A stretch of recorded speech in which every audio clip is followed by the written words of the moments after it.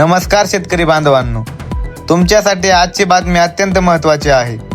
पुण्यश्लोक अहिल्यादेवी होळकर शेतकरी कर्जमुक्ती योजना 2026 अंतर्गत कर्जमाफीची तिसरी यादी जाहीर झाली आहे। या यादीमध्ये तब्बल 16,96,000 शेतकरी कुटुंबाचा समावेश झाल्याची माहिती समोर आली आहे।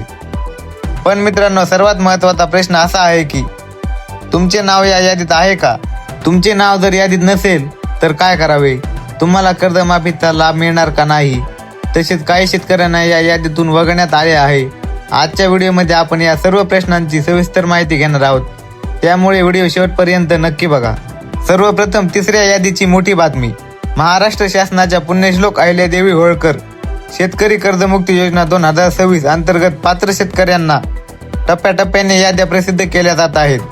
पहिल्या यादीमध्ये सुमारे 533 पात्र शेतकऱ्यांची नावे प्रसिद्ध करण्यात आली होती। यानंतर मोठ्या प्रमाणावर शेतकऱ्यांची माहिती तपासण्यात आली आणि आता तिसऱ्या यादीमध्ये सुमारे 16,96,000 शेतकरी कुटुंबाचा समावेश करण्यात आला आहे। आता सर्वात महत्त्वाचा मुद्दा, काही शेतकऱ्यांचे नाव यादीत आले नाही। मित्रांनो, तुम्ही यादी पाहिली आणि तुमचे नाव यादीमध्ये दिसले नाही म्हणून घाबरून जाऊ नका, कारण याद्या टप्प्याटप्प्याने प्रसिद्ध होत आहेत।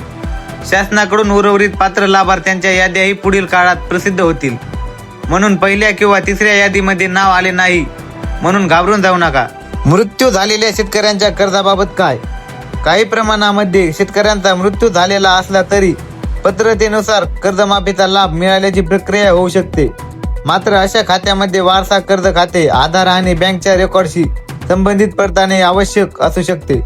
त्यामुळे मृत्यू शेतकऱ्याच्या कुटुंबियांनी संबंधित बँक शाखा आणि स्थानिक यंत्रणेकडे माहिती तपासणे महत्त्वाचे आहे।